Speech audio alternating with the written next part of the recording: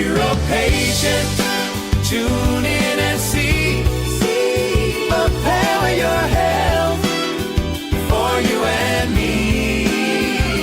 Knowledge is power. We make it clear every Saturday morning. Hey, good morning, everyone, and welcome to the UroPatient Podcast. I'm your host, Vic Senese. Glad to have you on board. Hey, checking us out for the first time, or maybe you've checked us out before and never liked and subscribed. What are you waiting for? Like and subscribe. Today, we're tackling one of the most confusing topics in prostate cancer, Gleason's 3+3 equals 6.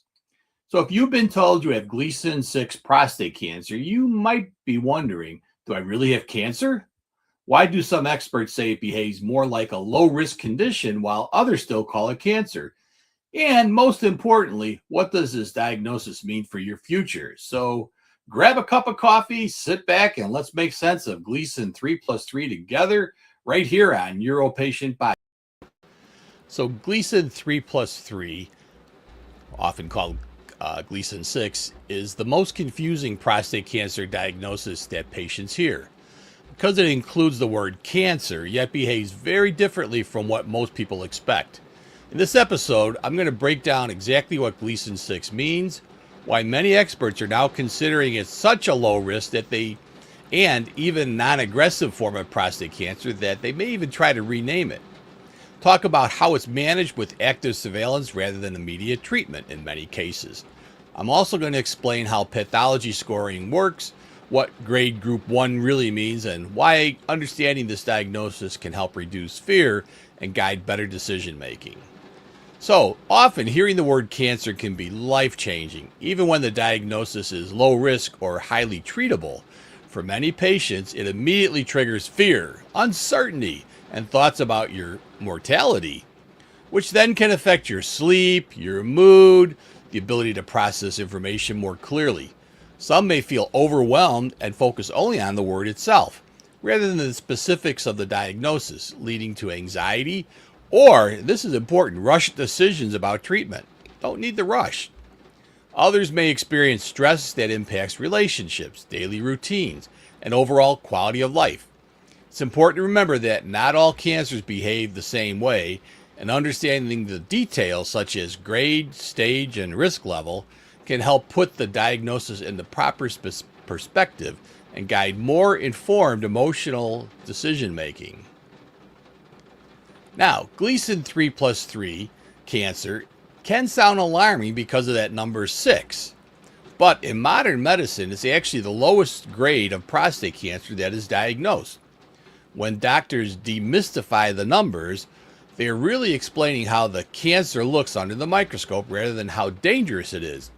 So Gleason 6, also called grade group 1, means the cells look only slightly different from a normal prostate tissue, and typically grow very slowly, with very low risk of spreading. That's important. Because of this behavior, many men do not need immediate surgery or radiation, and instead are safely managed with something called active surveillance. That means careful monitoring over time. Understanding what the number truly represents helps shift the focus from fear to facts, allowing you, the patient, to make calmer, more informed decisions about your care. At the molecular and biologic level, Gleason 3+3 equals 6 prostate cancer, which is what we're talking about, generally considered low-grade tumor with limited genetic instability compared to higher-grade tumors. These cells tend to maintain many normal regulatory pathways that control their growth and division, which is why they usually grow slowly and often remain confined to the prostate for long periods. Large clinical and pathological studies show that true Gleason 6 disease, when accurately diagnosed on biopsy, has an extremely low likelihood of ever spreading, called metastasizing, because it lacks many of the molecular features associated with aggressive behavior, such as highly proliferative activity and invasive potential.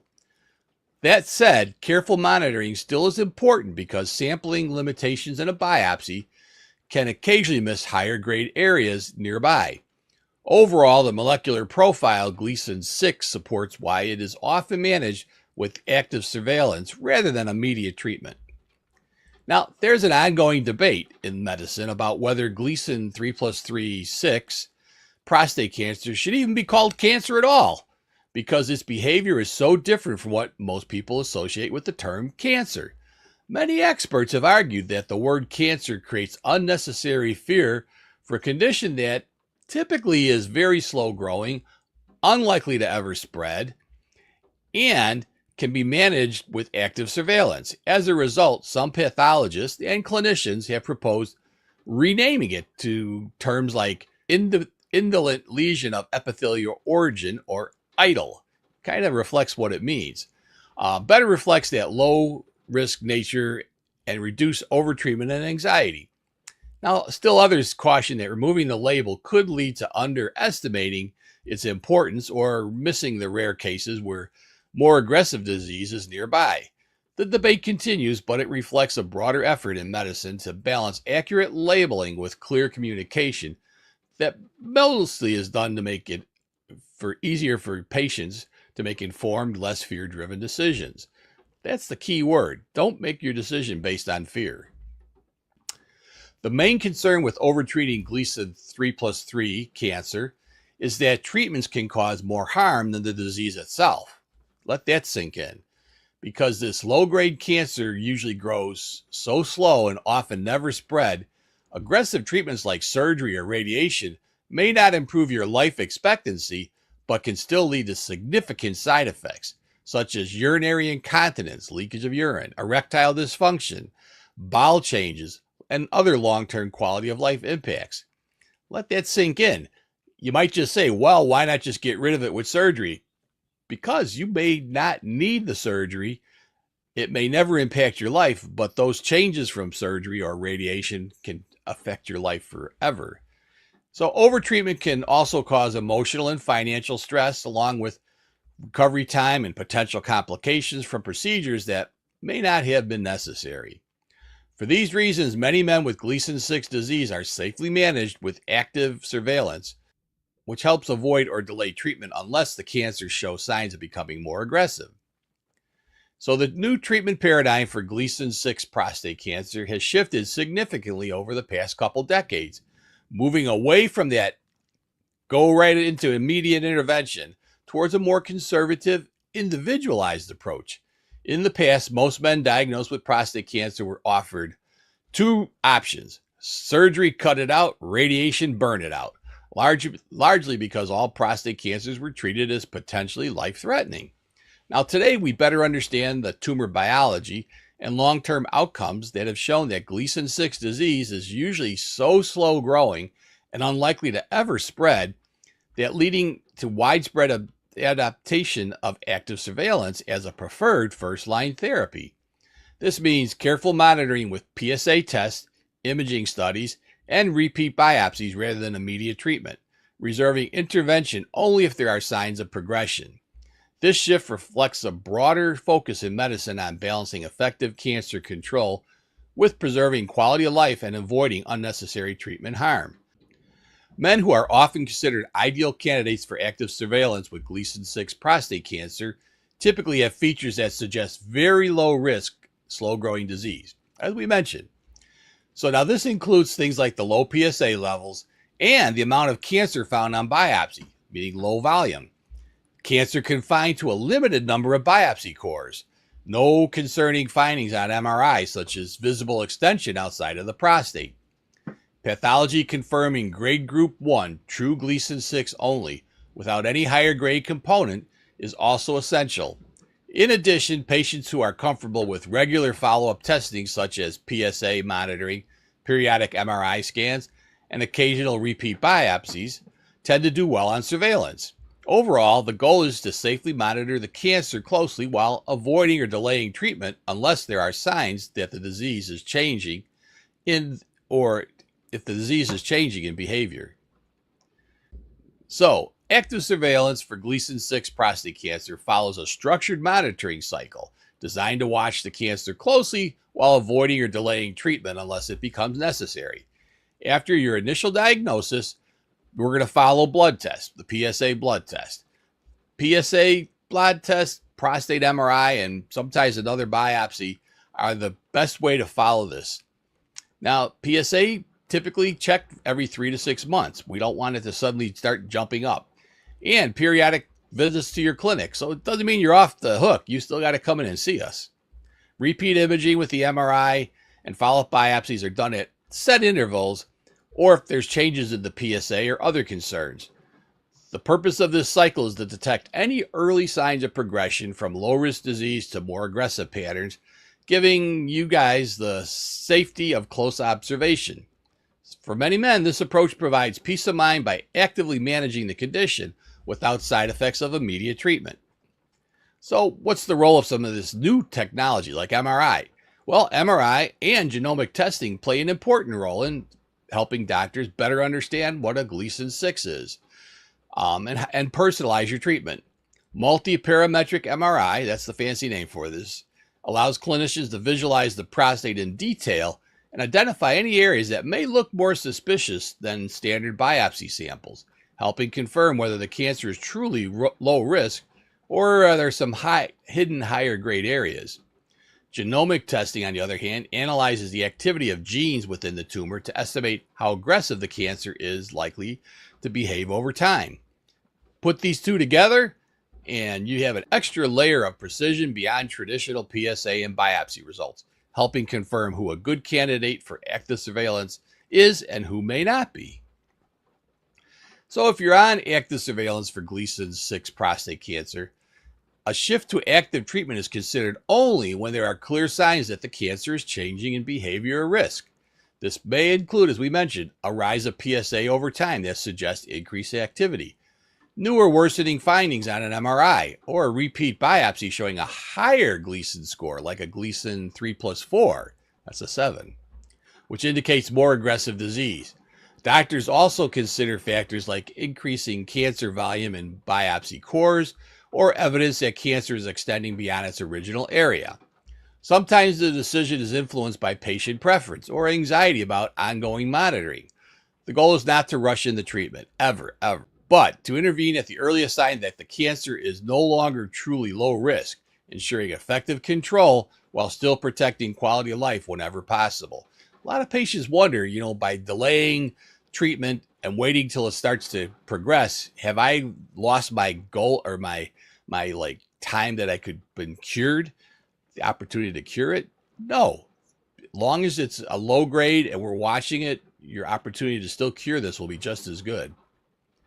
Now, for many men with Gleason 6 prostate cancer, the biggest difference between active surveillance and immediate treatment is quality of life. Hey, quality of life matters, folks. Active surveillance allows patients to maintain normal urinary, sexual, and bowel function because there's no surgery or radiation performed unless the cancer shows signs of progression. In contrast, treatments such as prostatectomy, removal of the whole prostate, or radiation can be very effective in controlling the cancer, but come with a catch: long-lasting side effects, including, for some men, urinary leakage, erectile dysfunction, fatigue, bowel irritation. While treatment can provide peace of mind for some, it also carries physical recovery time. Remember, you got to recover from an operation or from radiation. Active surveillance focuses on preserving that quality of life while still closely monitoring the cancer for any meaningful changes and offering a balance between safety and living well. So Gleason 6 prostate cancer, often better understood, is a condition that can be managed carefully over time rather than a crisis that requires immediate aggressive treatment. In most cases, it behaves in a slow, predictable way. That's key. We've got a lot of years of watching this stuff, allowing doctors and patients to safely monitor it through active surveillance instead of rushing into surgery or radiation. This approach recognizes that the main priority is not to fight urgently, but to track the disease closely and intervene only if it shows signs of becoming more active. Framing it as a managed condition helps reduce fear, supports clear decision-making, and allows many men to preserve their quality of life while staying safely under medical supervision. So before making decisions about a Gleason 6 prostate cancer, it can be helpful to go into your appointment with a clear checklist of questions for your doctor. You may want to ask, is my cancer truly grade group 1? And how confident are you in that diagnosis? What is my PSA level, my PSA density? How does that affect my risk? How much cancer was found on my biopsy? And were any higher grade areas seen or suspected? Do I need an MRI or genomic test to better understand my risk? Am I a good candidate for active surveillance? And what would my monitoring schedule look like? What signs would trigger a need for treatment in my case? And finally, what are the expected side effects and quality of life differences between surveillance and treatment options? Having these questions prepared helps ensure a clear, informed discussion and supports shared decision making. I always think it's best if you go in there with a piece of paper with the information you want to ask, because you're going to get nervous and you're going to forget what to ask. All right, let's wrap it up here. Gleason's 3+3 or Gleason 6 prostate cancer is often a diagnosis that brings more fear than it needs from its name than its actual behavior.